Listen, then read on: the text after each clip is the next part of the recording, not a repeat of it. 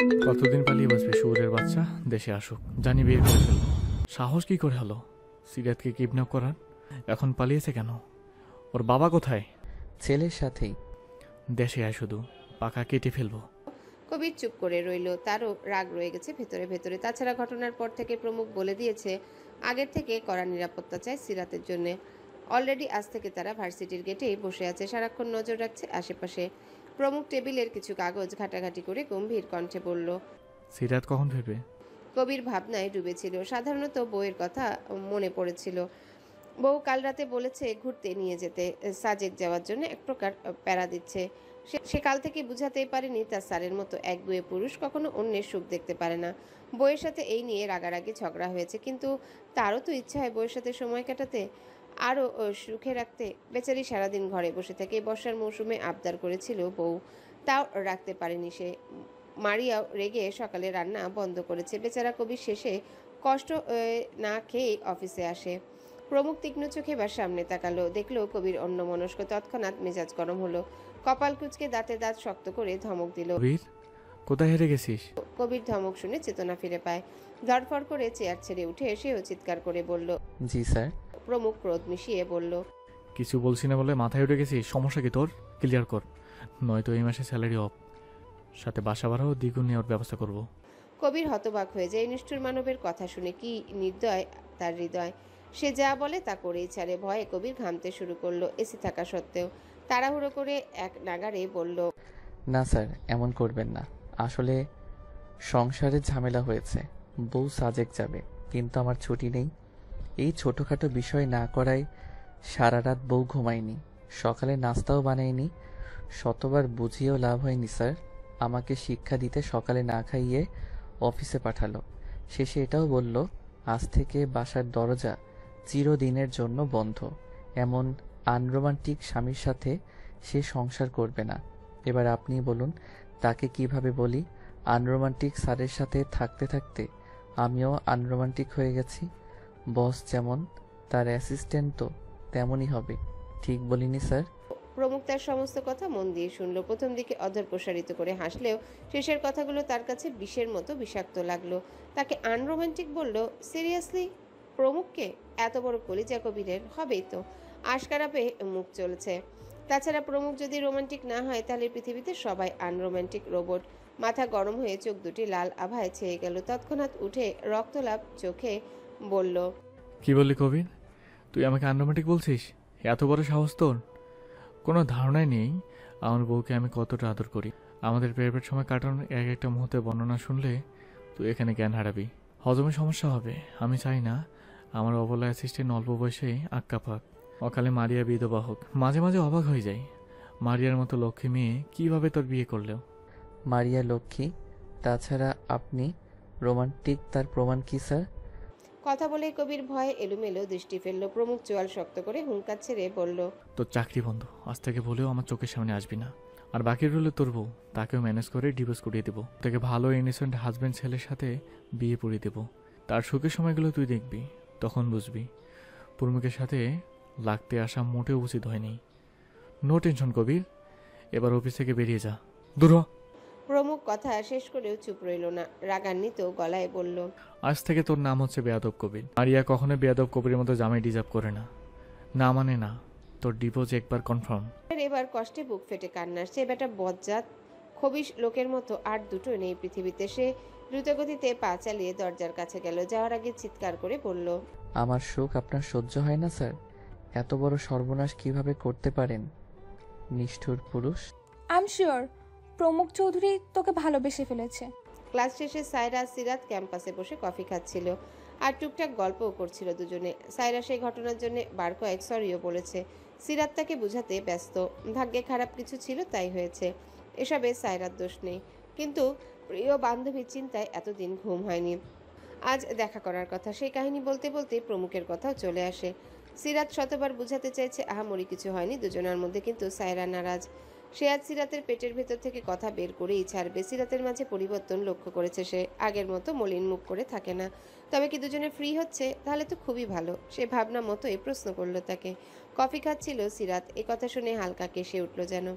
চোখে ভেসে উঠল কিছুদিন আগের মিষ্টি মুহূর্তগুলো। তৎক্ষণাৎ চোখ বন্ধ করে ঢোক গিলে সায়রা গভীর নয়নে পর্যবেক্ষণ করে মুচকি মুচকি হাসলো। তার মানে ঘটনা সত্যি কিছু তো হয়েছে।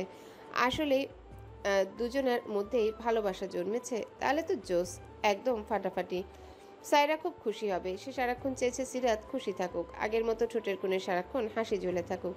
সে ঠোঁট কামড়ে মৃদু ধাক্কা দিল সিরাতের বাহুতে। সিরাত আকস্মিক ঘটনায় ধরফর করে চোখ খুলে সায়রার গলা খাকারি দিয়ে টিপ্পনি কেটে বলল, সিরিয়াসলি ভালো টালো বাসে নাকি? সিরাত মুখ লুকানোর বৃথা চেষ্টা করে মিনমিনে গলায় উত্তর দিল, তুই একটু বেশিই ভাবছিস। তাহলে কতটুকু ভাবা উচিত আমাকে বুঝিয়ে দে। তার মাঝে তুই নিজেই তার প্রেমে ডুবে ডুবে জল খাচ্ছিস। কি ভয়ঙ্কর ব্যাপার স্যাপার। সত্যি নাকি ভাই, বল আমাকে। শেষে কিনা হ্যান্ডসাম গুড লুকিং লোকটার প্রেমেই পড়ে গেলি?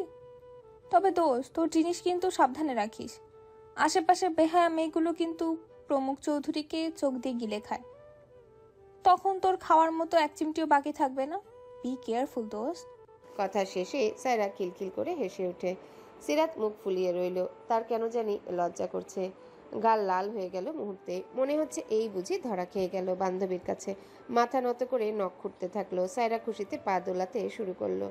কিছুক্ষণ সময় যেতেই হঠাৎ উচ্চস্বরে সায়রা বলল, সিরাত, তোর পেছনে প্রমুখ চৌধুরী দাঁড়িয়ে আছে, নড়িস না, এভাবেই থাক। কথাটা তার কর্ণদ্বয়ে পৌঁছাতে সিরাত লাফিয়ে উঠল। ভয়ে সারা দেহ কেঁপে কেঁপে উঠছে। চোখ বন্ধ করে কম্পিত কণ্ঠে বলল, আমি কিছু করিনি, আমি কিছু করিনি। সিরাত ঘন ঘন শ্বাস নিচ্ছে আর কাঁপছে। সায়রা বান্ধবীর বেগতিক অবস্থা দেখে হতবিহ্বল হয়ে যায়। মেয়েটা এখনো আবোল তাবোল বলেই যাচ্ছে। এতই ভয় পায়। ভারী মজা পেল সায়রা। একদম কাবু করতে পেরেছে সে। কিছুক্ষণ উচ্চস্বরে হেসে সিরাতকে ধাক্কা দিয়ে চেয়ারে বসায়।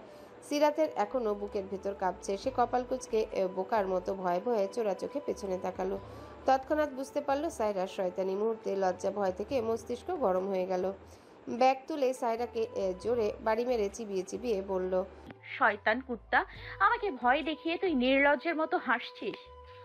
আবরান ভাইয়াকে আমি বলে দিব। খুব কষ্টে সায়রা হাসি থামিয়ে গ্লাস থেকে পানি খেলো। সিরাত রাগান্বিত চোখে রীতিমতো ফুঁসছে। সায়রা আবারও ফিক করে হেসে বলল, আমিও প্রমুখ চৌধুরীকে বলবো সিরাত আপনার প্রেমে হাবুডুবু খাচ্ছে। বাঁচাতে হলে জলদি সাগর থেকে তুলে তাকে ভালোবাসুন। দিন দিন শুকিয়ে যাচ্ছে, আদরের খুব অভাব। ভাইরার বাচ্চা, আমি কিন্তু রেগে যাচ্ছি। যা, না করেছি। সিরাত ব্যাগ নিয়ে উঠে চলে গেল বাইরে। সায়রা কয়েকবার ডাকলেও সাড়া নেই। সে বুঝলো মাথা মোটা এখান থেকে পালানোর জন্য বেরিয়ে গেছে। সেও তার পিছু পিছু গিয়ে কানের কাছে ফিসফিস করে বলল, তোদের কেমিস্ট্রি কিন্তু দারুণ। আমি কল্পনাতেও এখন তোকে হিংসা করছি। সিরাত মুখ বাঁকা করে উত্তর দিল, তবে আজ থেকে তুই বরং সংসার কর, আমার মোটেও আপত্তি নেই। ভেবে বললি? হ্যাঁ, আবরান ভাইয়া আসুক, তোর ব্যবস্থা করছি। সায়রার মুখ থেকে হাসি সরছেই না। সাথে সিরাতও মনে মনে লাজুক হাসি হাসছে। কতদিন পর আগের মতো হাসছে দুজন। গেটের কাছে আসতেই একটু দূরে আরবানকে দেখতে পেল সিরাত। তৎক্ষণাৎ চিৎকার করে ডাকলো, আবরান ভাই, আমরা এদিকে। সায়রা মুহূর্তেই ভড়কে গেল। সে হাঁটছিল আর লজ্জা দিচ্ছিল সিরাতকে। হঠাৎ চিৎকারে থতমত খায়। সামনে তাকিয়ে দেখলো আরবান আসছে। মুহূর্তে মুখের হাসি উবে গেল। সিরাত এবার দাঁত কপাটি বের করে নিচু কণ্ঠে বলল, এবার বলি, তুই পরপুরুষে আসক্ত? সায়রা মুখ ফুলিয়ে উত্তর দিল, ভুলেও না, না হয় আমি অভিশাপ দেব। কি অভিশাপ বেবি? সায়রা মাথা চুলকে ফট করে উত্তর দিল, অভিশাপ হচ্ছে তোর পেট কখনো খালি থাকবে না। স্বামীর আদরে ভালোবাসায় সব সময় প্রমুখ চৌধুরীর বাচ্চা নিয়ে আমাদের সামনে ঘুরবি। তারপর হালি হালি বাচ্চা হবে। আমিন। সিরাতের মুখের বদল মুহূর্তে লজ্জায় রক্তিম আভায় ছেয়ে গেল। কঠিন চোখে তাকিয়ে ধমকে উঠে বলল, সায়রা, তোকে আমি। সায়রা চোখ টিপ মেরে তৎক্ষণাৎ ছুটে গেল আরবানের কাছে। আরবান সিরাতের কথা জিজ্ঞাসা করলে সায়রা বলতে শুরু করে। আরবান সামনে এসে বলল, সিরাত একগাল হেসে উত্তর দিল। পিছন থেকে চোখ পাকিয়ে সাবধান করছে সায়রা, যার মানে উল্টোপাল্টা বললে খবর আছে। সিরাতও টুকটাক কথা বলল। ততক্ষণে রায়হান দাঁড়িয়েছে তাদের পাশে। সাধারণত রায়হান এতক্ষণ একটু দূরে দাঁড়িয়েছিল। এখন একটা ছেলেকে দেখে কাছে এসেছে। সিরাত চুপ হয়ে যায় রায়হানকে দেখে। সে জানে তাকে এখন যেতে হবে। হতাশ হয়ে সায়রাকে বিদায় জানায়।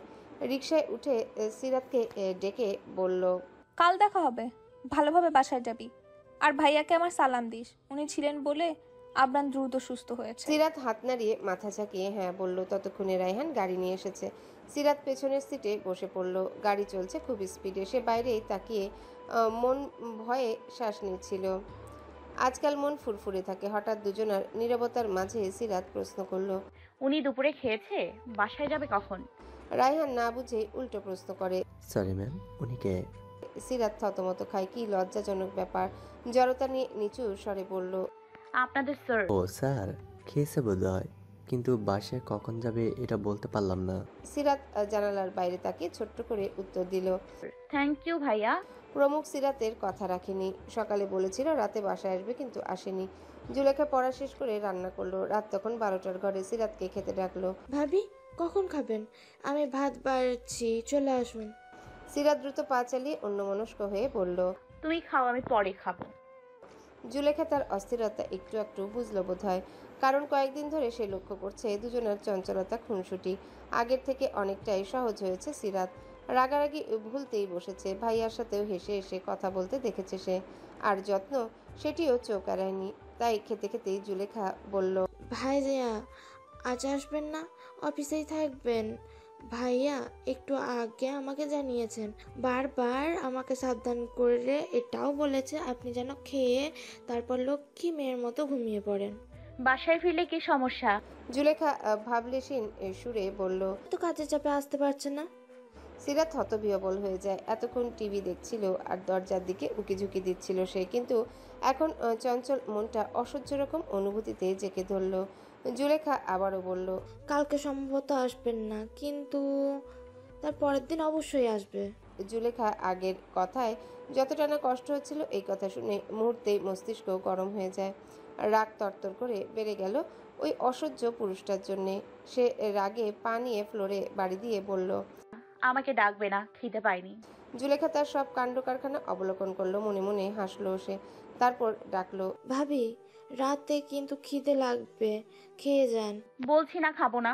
তারপর সেই যে শব্দ করে দরজা লাগিয়ে বিছানায় শুয়ে পড়লো। আর কোনো সারা শব্দ নেই। জুলেখা খাওয়া দাওয়া করে জিনিসপত্র গুছিয়ে নিজেও ঘুমাতে যায়। সকালে প্রাইভেট আছে তার। সিরাত রাতে এপাশ ওপাশ করে অনেক কষ্টে ঘুমায়। পরের দিন না খেয়ে ভার্সিটিতে চলে গেল। সাইরার সাথে থাকায় মনের ভেতর অশান্তি, হৃদয় একটু ঠান্ডা হয়েছে, কিন্তু অভিমানের পাল্লা বাড়ছে। সে নিজেই হতভম্ব। চোখে বিস্ময় নিয়ে ভাবলো, কেন ওই অসহ্য পুরুষের জন্যে তার কেমন কেমন লাগছে। কাল আসেনি বলে সে আসুক আর নাই আসুক, তার কি আসে যায়। বেপরা মনকে ভুজু ভাজু বুঝিয়েও মন ভালো হলো না। ক্যান্টিনে কিছু খেয়ে মুখ ফুলিয়ে বসে রইল। সায়রা একাই আজ বকবক করছে। কয়েকবার সিরাতকে জিজ্ঞাসাও করলো কোনো সমস্যা হয়েছে কিনা। ওদিকে সিরাত চুপ, মুখ থেকে একটা কথাও বের করছে না। শেষে মেকি রাগ দেখিয়ে সায়রা তার মাথায় ছাটি মেরে বলল, ধুরবাল, এমন প্যাঁচার মতো মুখ করে আছিস কেন? বিরক্তিকর। সিরাত করুণ চোখে তাকালো। তার এই মুহূর্তে তর্ক করতে ইচ্ছা করছে না। সায়রা আবারও বলল, নেক্সট টাইম মুখ কালো করে একদম আমার কাছে আসবি না। আড্ডা দেওয়ার মুডটাই নষ্ট করে দিলি। ধুর ছাই।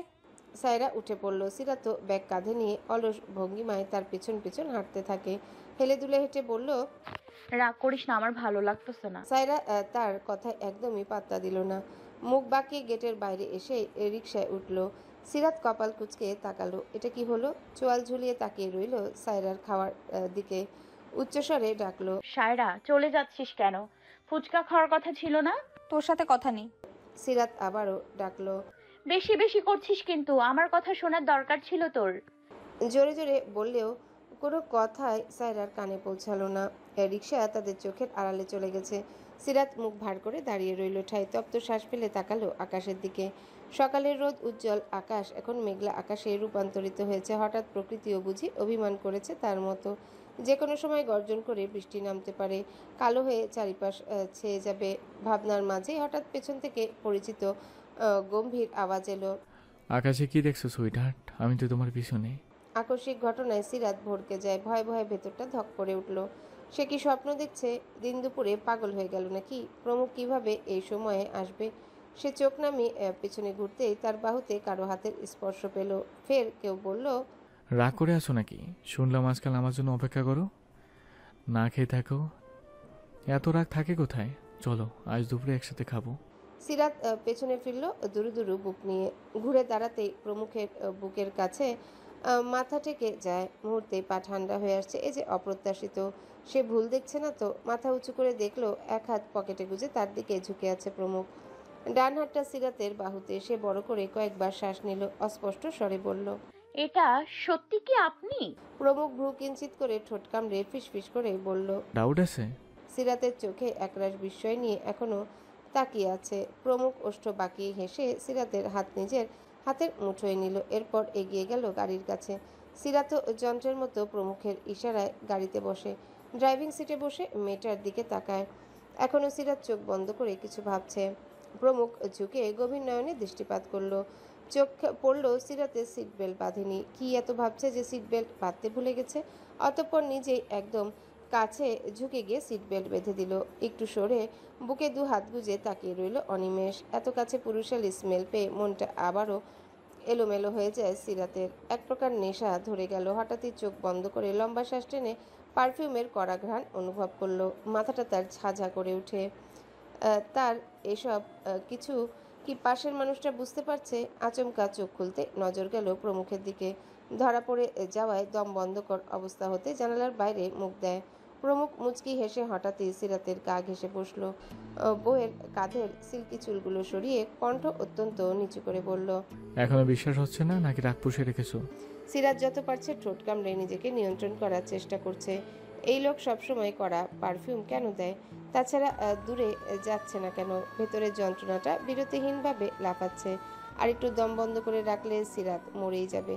মুখ ফুটে বলতেও পারছে না। এত কাছে আসবে না প্রমুখ, আমার মরে যাওয়ার মতো অনুভূতি হয়। আপনার পারফিউমের স্মেল নাক থেকে একদম নিউরনে পৌঁছে যায়, মস্তিষ্ক কাজ করা বন্ধ করায়।